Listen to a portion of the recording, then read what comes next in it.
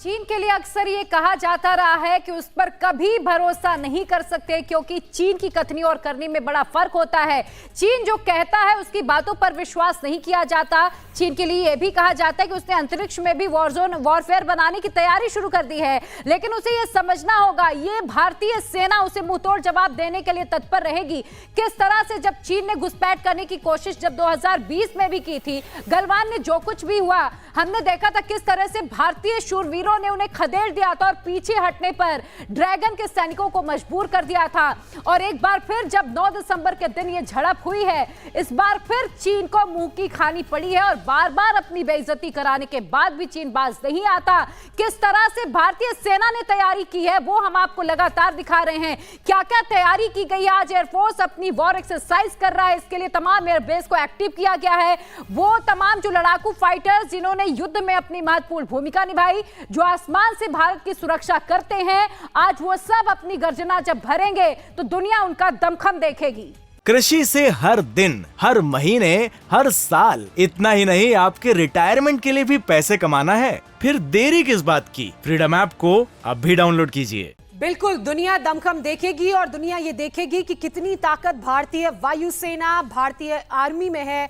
और ड्रैगन को करारा जवाब पहले भी दिया गया था भारत की तरफ से और अभी भी तैयारी पूरी है करारा जवाब देने की। हालांकि ये जो ग्राफिकल रिप्रेजेंटेशंस आप देख रहे हैं, ये वो भारत के ईस्टर्न सेक्टर के एयरबेस हैं, एयर स्टेशंस हैं तेजपुर असम में, जिन्हें एक्टिव कर दिया गया है। कुल 6 ऐसे स्टेशंस हैं जिन्हें एक्टिव किया गया है, जिसमें पश्चिम बंगाल का छाबुआ का एयर स्टेशन जो नॉर्थ ईस्ट में आता है वो भी शामिल है। इसके अलावा पश्चिम बंगाल का स्टेशन शामिल है, असम का छाबुआ, असम का जोरहाट। ये वो तमाम एयरफोर्स के फॉरवर्ड बेस स्टेशंस हैं जहां पर इस वक्त जो वॉर एक्सरसाइज है भारतीय वायुसेना की वो चल रही है। और इस वॉर एक्सरसाइज में न सिर्फ एक संदेश चीन को देने की कोशिश की जा रही है, बल्कि अंतर्राष्ट्रीय पटल पर भी यह संदेश भारतीय वायुसेना की तरफ से देने की कोशिश की जा रही है कि हम किसी से कम नहीं हैं, हमें अपनी सीमाओं की रक्षा करना बखूबी आता है और अगर जरूरत पड़ी तो हम दुश्मन पर निशाना भी साध सकते हैं। यहां पर फाइटर जेट्स की तैनाती है, इसके अलावा रिफ्यूलर्स हैं,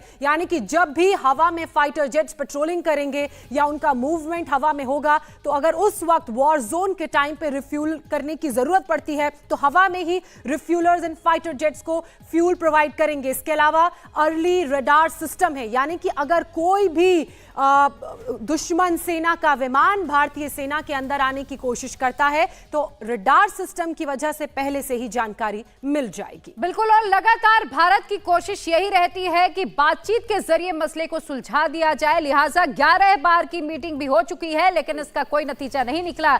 इधर तवांग से सेना चीन से लड़ रही है तो वहीं विपक्ष सरकार से लड़ रहा है। एलएसी पर झड़प के मुद्दे पर संसद में आज भी हंगामे के पूरे आसार हैं। विपक्ष सरकार से तवांग के मुद्दे पर संसद में चर्चा की मांग कर रही है और विपक्ष के कई सांसदों ने आज भी संसद में स्थगन का प्रस्ताव दिया है। विपक्ष का आरोप है कि सरकार चीन पर चर्चा से भाग रही है, लेकिन बीजेपी इन आरोपों को खारिज कर रही है।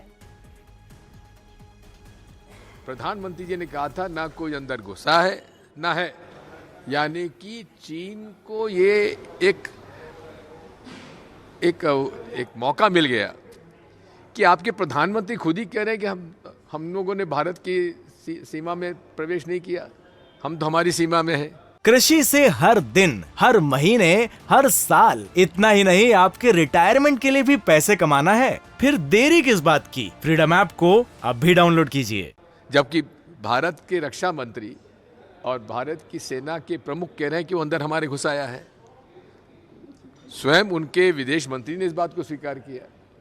ये इस बात से हम लोग बड़े चिंतित हैं कि चीन के मामले में नरेंद्र मोदी जी इतने शर्माते क्यों हैं, इतने डरते क्यों हैं। पहले कहते थे हम लाल आंख दिखाइए डॉक्टर मनमोहन सिंह, अब वो लाल आंखें कहाँ गई। भारतीय सेना चाइनीज का साथ जो भी तवांग में हो रहा है ये हम लोग को मालूम है। We have all seen and they are engaging in a very critical battle और क्रिटिकल जो एक होता है कि आईबॉल टू आईबॉल में है। सेना डिसाइड करेगा कब क्या बताना चाहिए, कितना दूर किसको कॉन्फिडेंस में लेना चाहिए और सेना का ओवरऑल जो स्ट्रेटेजी है उसी का अनुसार ही ये इंफॉर्मेशन शेयरिंग का व्यवस्था होगा। इंडिया टीवी हर वक्त हर जगह डाउनलोड करने के लिए सर्च करें India TV news Google play store या ऐप स्टोर पर।